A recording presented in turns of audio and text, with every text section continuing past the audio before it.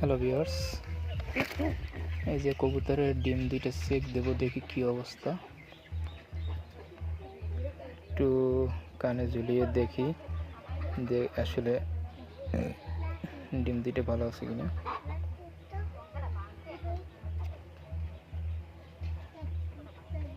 আসলে দুটোটা ডিমই ঝোলে আর কি,